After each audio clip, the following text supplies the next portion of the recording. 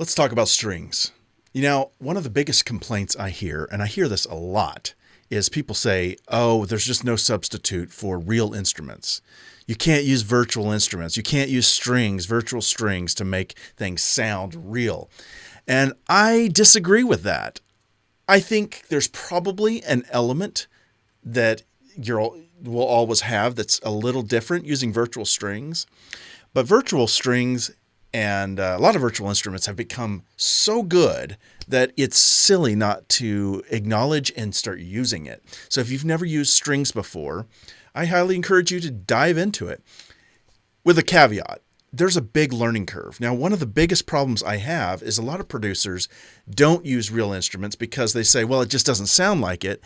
And really, the real reason it doesn't sound good when they use it is because they don't know how to use it. So if you're going to use a virtual instrument that's a trombone or a saxophone or strings or whatever, you need to learn how that instrument is supposed to be played so that when you start finessing the articulations, it actually sounds real. Now, I spent about a summer, about 5 years ago, I bought a program called LA Scoring Strings, which is an incredible program, but it's very, very big, very robust, and I'm about to show you it in a second. But I spent a whole summer learning it and had to dive into understanding some of the nuances behind forte, glissando, divisi sections, and some of the terminology used in strings. When strings come together in an orchestra, there's some terminology you got to understand.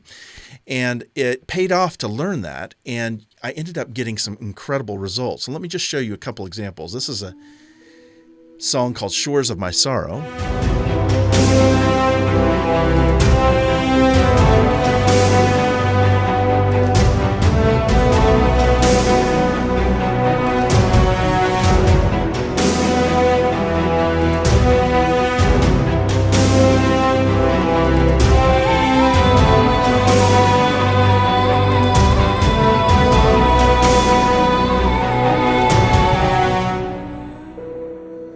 And one of the reasons that sounds good is because there's these cellos going dun dun dun dun dun dun dun dun dun dun dun dun dun dun dun dun, and they're changing chords. It's kind of like an arpeggio, and it's a really cool technique you do a lot of times in orchestral music. This is used a lot in cinematic stuff. So I studied some cinematic music, some Hans Zimmer and James Horner and people like that, and really understood what they're doing as much as I could in my limited way. And then I started applying it to my own music, and the results were amazing. But it took me some really understanding those string sections. I'd like to show you some LA scoring strings and what I'm talking about so that if you get into using string, whether it's Vienna strings or cinematic strings, there's a lot of different companies.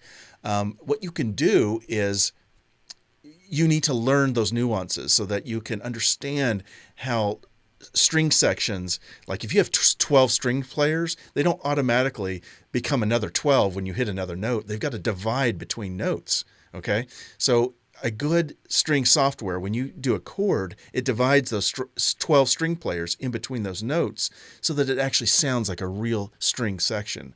Those are things you got to keep in mind. You can't just turn on the string pad on your Yamaha keyboard and start playing and expect that to sound real. It will not sound real.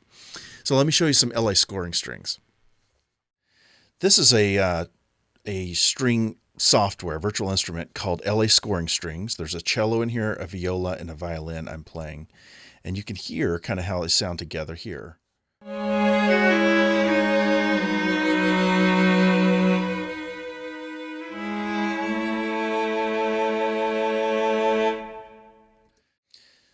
Notice in this violin that I'm adjusting one of these automations, which is how hard the violin is playing. Okay, so the software has the intelligence to control that, but also I'm sliding between notes. When I overlap two notes, they kind of slide together in a portamento fashion.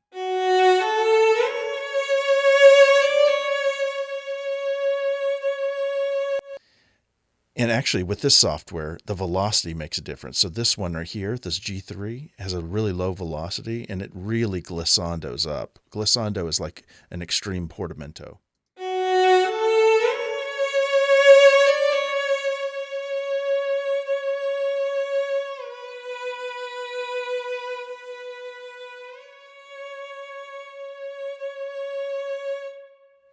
Now that takes a lot of work to go through and really make something sound very real, but it pays off. And so you end up getting a piece like this.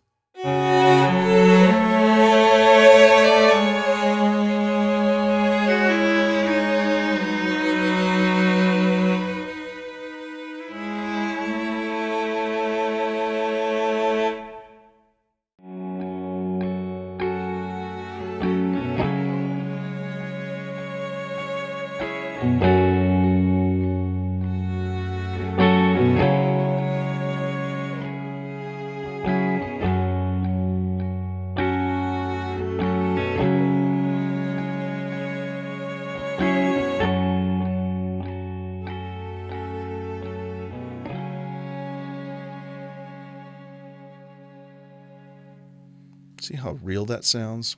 And it's because I've taken the time to go in and make each part and finesse it to where it sounded good using the automation of the CC value, the notes themselves, of course, but also the velocity of the notes. That has a big it has, in this piece of virtual software, has a lot to do with the glissando and controlling that. Pretty dang cool.